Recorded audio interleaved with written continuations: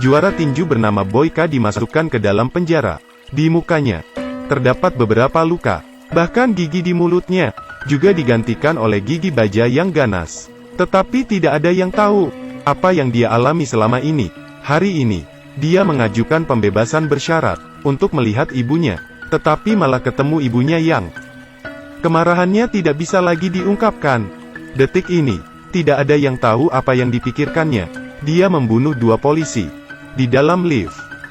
Kemudian melarikan diri ke sebuah pub misterius. Menghadapi 2 preman. Tidak berkata-kata sama sekali. Langsung menuju. Kemudian masuk ke dalam. Mengeluarkan pistol yang sudah disimpannya. Satu tembakan mematahkan lutut salah satu preman. Kesakitan yang membuat preman itu berteriak. Konsekuensi dari mengganggu Boyka berbicara adalah sangat baik. Akhirnya diam. Kamu pasti tidak terpikirkan, pub ini sebenarnya adalah pub abangnya. Dan hal yang dilakukan setelah mendapat kebebasan sementara adalah mencari abang kandungnya, dan langsung membunuh para preman. Terdiam karena keganasan Boyka. Boyka menyuruh pria berjas ini menelepon dan menipu abangnya, agar dia datang kemari. Dia mau menunggunya di sini dengan pistol. Di balik kemanusiaan yang ekstrim dan parah seperti itu, apa yang disembunyikannya? Ternyata beberapa tahun lalu, Boyka diperintahkan oleh abangnya, membantunya merampas sebuah barang penting, dari seorang wanita. Tetapi dalam proses ini, wanita itu mati ditabrak oleh mobil yang lewat. Boyka akhirnya ditahan di penjara, dikarenakan perampokan yang mengakibatkan pembunuhan. Dihukum 5 tahun penjara. Tetapi kamu kira, Boyka karena hal ini saja membenci abangnya kah? Sebenarnya tidak hanya begini. Yang membuatnya membenci abangnya adalah saat dia di penjara, dia mengetahui hal yang membuatnya sulit percaya. Ini petinju yang bernama Boyka. Hari pertama masuk penjara, dia dikurung dengan sekelompok penjahat berantai. Penjara ini pernah disebut penggiling daging manusia oleh banyak orang. Tentu saja juga Boyka. Dia ditekan di sana. Banyak orang menekan dan membuka mulutnya, menyuruhnya menggigit tangga. Ini adalah hadiah yang diberikan pada tahanan baru. Sebuah operasi, selembar CT, dan gigi baja besar. Boyka tidak bisa mengerti, karena dirinya tidak membuat masalah. Kenapa dia diperlakukan demikian? Tetapi dia tidak pernah menyangka. Semua ini, disuruh oleh abang kandungnya. Tetapi baru saja dimulai. 2 tahanan menahan Boyka di dalam, mengeluarkan pisau dan melukai muka kiri Boyka. 2 tahanan ini sangat kejam, seperti ingin nyawanya. Untung saja Boyka kuat, jika tidak akan mati. Tapi coba tebak betapa konyolnya tindak lanjut dari kejadian ini. Boyka dianggap terlalu defensif. Hukuman diperpanjang 1 tahun. Boyka langsung kecewa dan marah.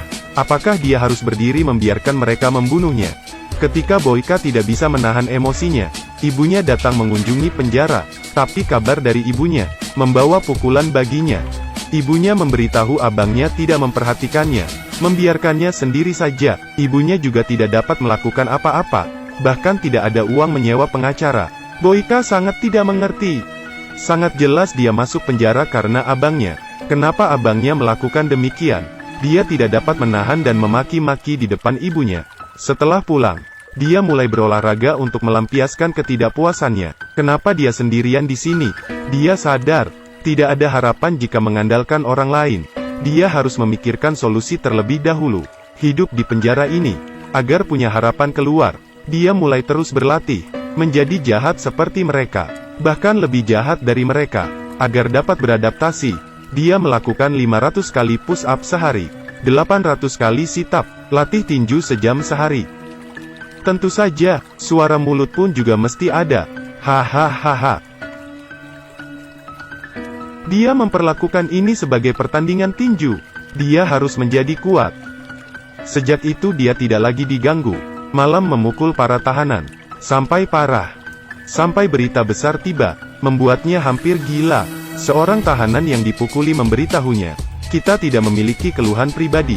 Bahkan semua orang di sini tidak ada dendam terhadapmu. Sebabnya adalah, abangmu menawarkan hadiah $20.000. Kamu juga tahu, di sini saja bisa bertengkar karena sebungkus rokok, apalagi $20.000. Dia tidak bisa mengendalikan emosinya, dan juga tidak terpikirkan. Dia melakukan hal demi abangnya. Tetapi abangnya malah ingin nyawanya. Dia seperti orang gila, bahkan ingin membunuh tahanan yang tergoda oleh uang. Tapi tak terduga, karena kebrutalannya, hukumannya diperpanjang 2 tahun lagi. Kelihatannya dia tidak peduli lagi, karena di hatinya sudah punya pemikiran baru. Dia mengangkat kasur, menggunakan besi kasur, saling berhadapan. Sebuah bar paralel sederhana selesai. Pria yang hampir gila ini bernama Boyka. Ini adalah ketiga kalinya dia diperpanjang karena kekerasan. Dia memukul tahanan ini seperti orang gila. Bahkan yang bisa dibunuh juga dibunuh. Kelihatannya, dia tidak berencana untuk keluar dari penjara secara normal. Tetapi kamu pasti tidak terpikirkan, di balik kekerasannya, ternyata sedang menunggu sebuah kesempatan untuk melarikan diri dari penjara, bahkan membunuh abangnya. Agar tidak dibunuh oleh tahanan lain sebelum keluar dari penjara, dia hanya bisa berubah seperti binatang buas, tidak berperi kemanusiaan. Lagi pula, abangnya menawarkan hadiah $20.000 untuk membeli nyawanya. Dia tidak mungkin mati. Hari itu, akhirnya kesempatan datang. Permohonannya untuk pembebasan bersyarat untuk mengunjungi ibunya disetujui. Di bawah pengawalan beberapa polisi, Boyka berhasil tiba di rumah sakit ibunya berada. Seperti di awal video, barusan Boyka sampai, ibunya sudah meninggal. Dia kelewatan. Penjara hanya memberi 5 jam pembebasan bersyarat, dan beberapa polisi membeli minuman di perjalanan. Sudah memakai 2 jam darinya. Jika tahu dari awal, mungkin sempat melihat ibunya. Perasaan Boyka sekarang sangat sulit diungkapkan dengan perkataan. Tiba-tiba, dia menyerang 2 polisi, terus menendang dan melukai kepala salah satu polisi sampai mati, dan 1 polisi lainnya dicekik dengan rantai besi sampai mati. Kemudian mengambil pemadam api dan memukulnya sampai mati. Salah satu karyawan di sana pun terkejut. Keesokan harinya dia datang ke pub abangnya, seperti video di awal. Tidak lama kemudian abangnya tiba. Boyka tidak terpikirkan. Alasan dia dan abangnya menjadi dendam, karena kabar palsu. Orang itu dipukuli oleh Boyka sebelumnya. Demi membalas dendam, sengaja memberitahu abang Boyka, demi mengurangi waktu tahanan, memberitahu semua kesalahan abangnya. Padahal Boyka tidak berbuat demikian. Bahkan dalam menghadapi penyiksaan dan penetrasi keuntungan, dia tidak mengungkapkan sedikit pun berita tentang abangnya. Abangnya begitu takut, karena abangnya dalam waktu setengah tahun mencelakai 156 keluarga. Tetapi semua berakhir hari ini, karena Boyka telah mengancam akuntan abangnya sebelum dia datang, mengirim semua uang di rekening abangnya, dengan rata dibagi pada keluarga yang dicelakai. Abangnya sangat marah mendengar hal ini, langsung menyuruh bawahannya membunuh Boyka. Tetapi mereka bukan lawan Boyka. Setelah pertempuran Boyka, tiba-tiba, pistolnya diambil oleh abangnya. Ternyata tidak ada peluru. Boyka sekali lagi melihat kekejaman abangnya. Tiba-tiba, abangnya mengeluarkan sebuah pisau, ingin menusuk Boyka. Tetapi malah ditusuk balik oleh Boyka. Akhir dari cerita, 156 korban. Semua menerima uang dari abang Boyka, dan tidak ada yang menindas mereka lagi. Semua memulai hidup baru.